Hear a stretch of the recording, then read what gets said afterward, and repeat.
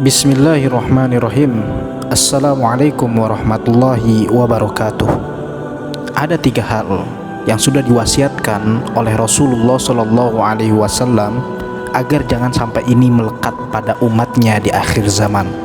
Siapapun yang terpapar 3 kebiasaan ini pasti akan merugi dan akan celaka, baik bagi laki-laki maupun perempuan, muda ataupun lansia.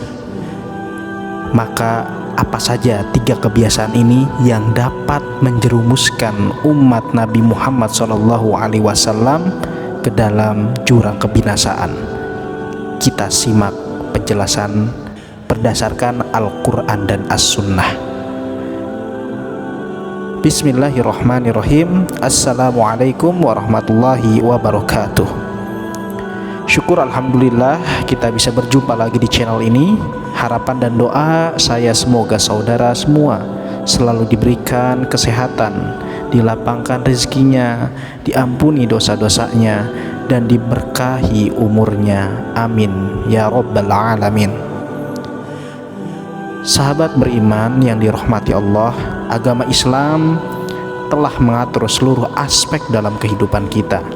Bahkan dalam urusan kesehatan pun Nabi Muhammad SAW mengajarkan kebiasaan-kebiasaan yang baik supaya tubuh kita terjaga kesehatannya, baik di dalam jasad maupun di dalamnya, yaitu jiwa.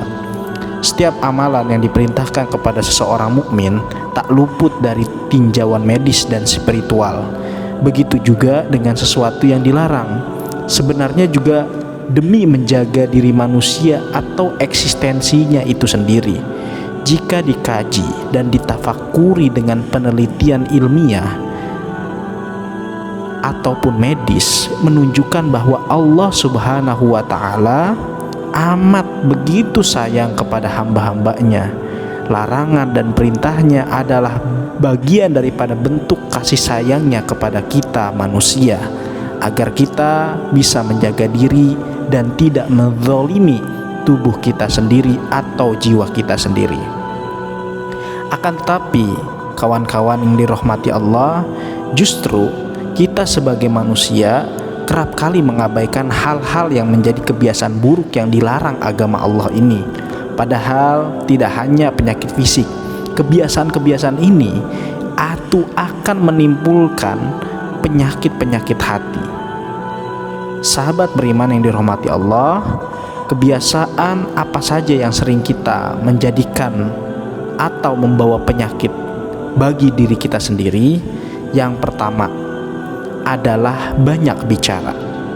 Ada ungkapan yang mengatakan bahwa lidah yang tidak bertulang akan lebih tajam daripada pisau bahkan pedang.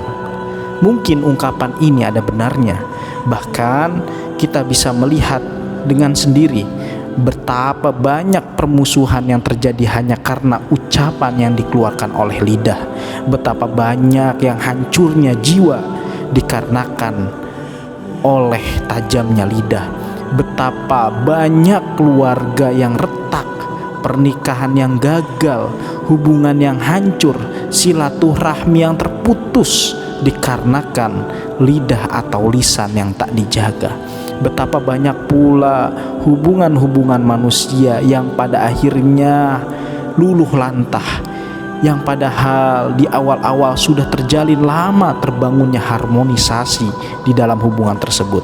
Akan tetapi lidah satu kata, 2 kata, 3 kata hingga menyusun berbagai kalimat ini meluluh lantahkan seluruh hubungan yang sudah dijalin amat lama. Begitu juga banyak peperangan yang hari ini bisa kita saksikan dikarenakan lidah atau lisan. Banyak bicara merupakan sikap berlebihan yang membawa dampak atau pengaruh besar dalam lingkungan. Dari Abu Hurairah radhiyallahu anhu berkata bahwa Rasulullah Shallallahu Alaihi Wasallam bersabda, barang siapa yang beriman kepada Allah dan yaumul akhir, hendaknya ia berkata yang baik atau diam. Hadis riwayat Bukhari dan Muslim. Rasulullah Shallallahu Alaihi Wasallam sangat mengkhawatirkan umatnya terkena bahaya lisan. Beliau selalu memperingatkan umatnya Jika tidak mampu mengendalikan lidah, lebih baik diam. Dan ini semata-mata untuk menjaga diri dari segala sesuatu yang merugikan. Bahkan opsinya hanya satu: berkatalah yang baik atau diam. Ketika lisan kita tidak bisa mengatakan yang baik, maka opsi terakhir adalah diam. Dalam riwayat hadis yang ditulis oleh Ibnu Majah, pernah dijelaskan bahwa Rasulullah Shallallahu Alaihi Wasallam bersabda, tidak ada yang melemparkan manusia ke neraka kecuali hasil yang dipetik dari lidah mereka. Hadis riwayat Ibnu Majah. Dari hadis tersebut kita bisa ambil kesimpulan, lidah luar biasa membawa dampak dan petaka besar yang bisa menjerumuskan kita ke dalam jurang neraka. Na'udzubillah. Abu Hatim bin Hibban rahimahumullah mengatakan, di antara kesalahan paling besar yang dapat merusak kesehatan jiwa dan merusak kebagusan hati adalah banyak bicara.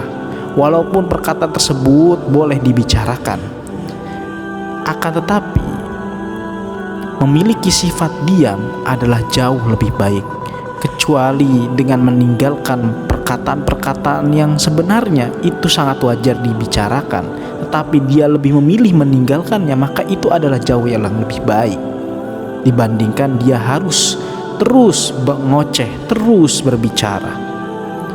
Maka sekali lagi, ihfadz lisanak, jagalah lisan kita.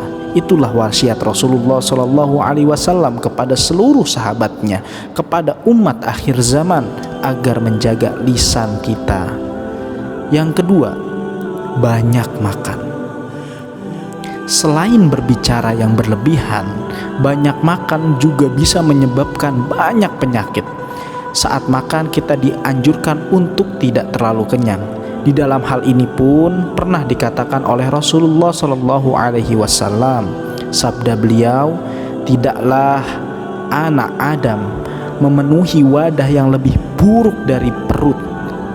Cukuplah bagi anak Adam memakan beberapa suapan untuk menegakkan punggungnya.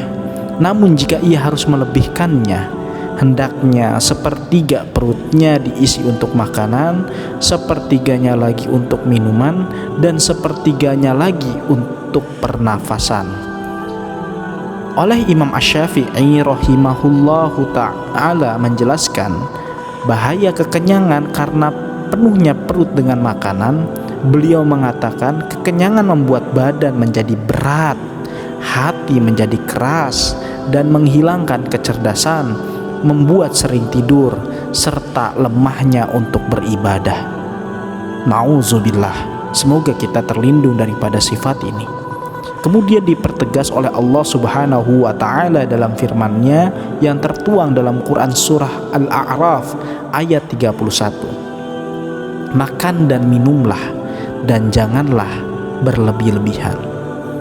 Jika Allah Subhanahu wa Ta'ala sudah melarang makan dan minum yang berlebih-lebihan, itu artinya, itu tandanya ada dampak buruk yang akan ditimbulkan dari keberlebihan dalam hal ini, makan maupun minum.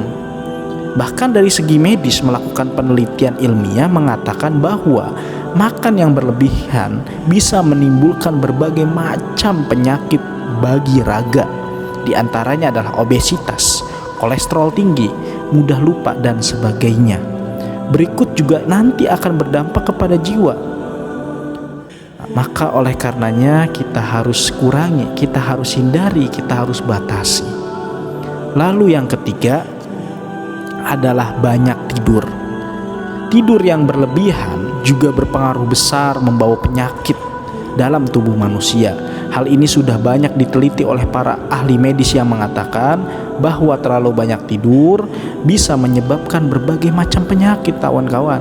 Di antaranya adalah sakit kepala, sakit punggung, obesitas, gangguan mental, hingga diabetes, bahkan penyakit jantung karena orang-orang yang tidak bisa mengontrol tidurnya. Rasulullah Shallallahu Alaihi Wasallam mengajarkan umatnya agar tidur sesuai dan tidak berlebih-lebihan.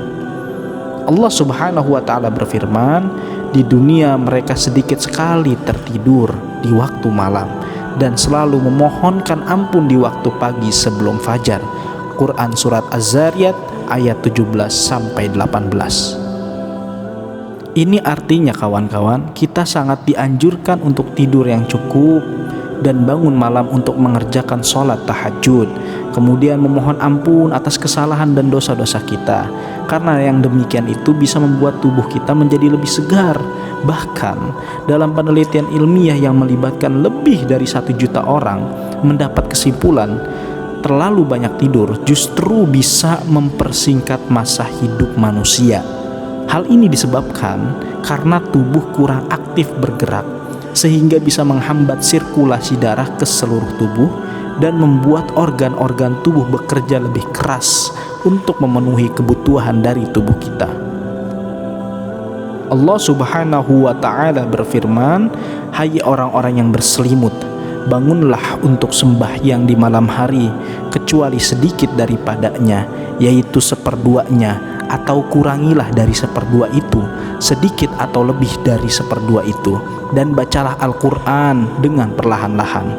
Sesungguhnya kami akan menurunkan kepadamu perkataan yang berat. Sesungguhnya bangun di waktu malam adalah lebih tepat untuk khusyuk, dan bacaan di waktu itu lebih berkesan. Sesungguhnya kamu pada siang hari mempunyai urusan yang amat panjang." Quran surat Al-Muzammil ayat 1 sampai dengan 7. Sepenggal dari ayat tersebut seolah-olah ingin mengatakan kepada kita, kurangilah tidur untuk mengerjakan sholat, yang mana sholat tersebut adalah memiliki keistimewaan yang luar biasa. Tiada lain adalah sholat tahajud. Karena dengan bangun di waktu malam, kemudian mengerjakan sholat, membaca ayat suci Al-Quran, berarti ada aktivitas dari tubuh, sehingga tubuh menjadi lebih segar, dan itu baik bagi kesehatan kita.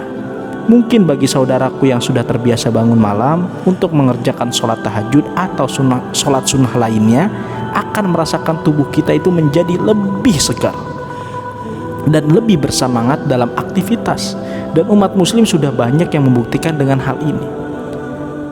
Oleh sebab itu, marilah kita sama-sama untuk mengingatkan, menjaga kesehatan kita yang Allah telah titipkan, baik jiwa maupun raga. Wallahu a'lam bishawab. Semoga Allah Subhanahu wa ta'ala melimpahkan seluruh nikmat dan karunia-Nya kepada kita semua. Amin ya rabbal alamin.